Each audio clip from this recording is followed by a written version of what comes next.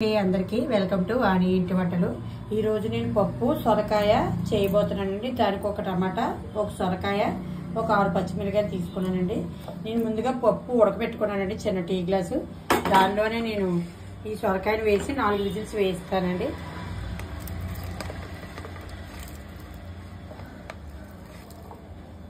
సొరకాయలో water ఉంటుంది కదండి, నేను ఎక్కువ వాటర్ వేసుకోవట్లేదు, ఒక హాఫ్ గ్లాస్ వేసుకుంటున్నానండి। మూత పెట్టుకుని 4 విజిల్స్ వేయించుకోవాలండి। పప్పు ఆనపకాయ తాలింపు పెట్టుకోవడానికి ఆయిల్ వేసుకుంటున్నానండి।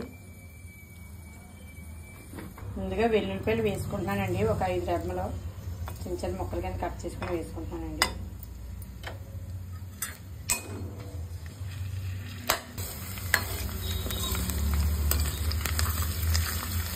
అలాగే ఒక స్పూను జీలకర్ర, ఒక స్పూన్ ఆవాలు వేసుకుంటున్నానండి।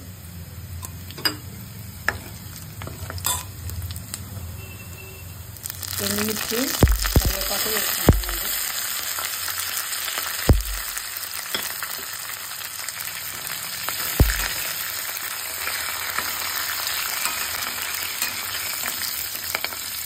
ఫోర్ విజిల్స్ వచ్చిన తర్వాత పప్పు ఆనపకాయ ఉడికిపోయిందండి।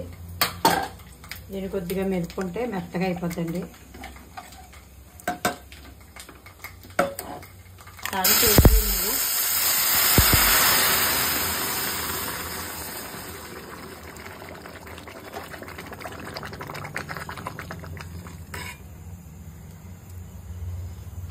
ఒక చిన్న టేబుల్ స్పూన్ పసుపు వేసుకుంటున్నానండి। అలాగే జస్ట్ ఒక స్పూన్ కారం వేసుకుంటున్నానండి।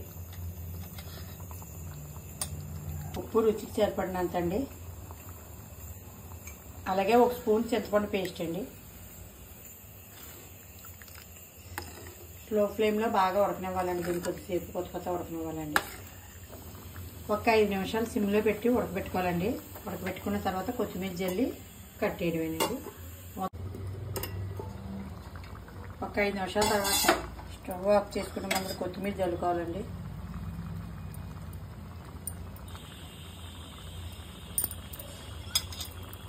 మూత పెట్టుకుంటున్నానండి, స్టవ్ ఆఫ్ చేసుకుంటున్నానండి। పప్పు రెడీ అయిపోయిందండి, పప్పు సొరకాయ రెడీ అండి। చాలా టేస్టీగా ఉందండి, మాకైతే అన్ని రెడీ అయిపోయింది। మనం చల్లారిన తర్వాత కొంచెం చిక్కబడుతుందండి। నచ్చితే లైక్ చేయండి, షేర్ చేయండి, కామెంట్ పెట్టండి।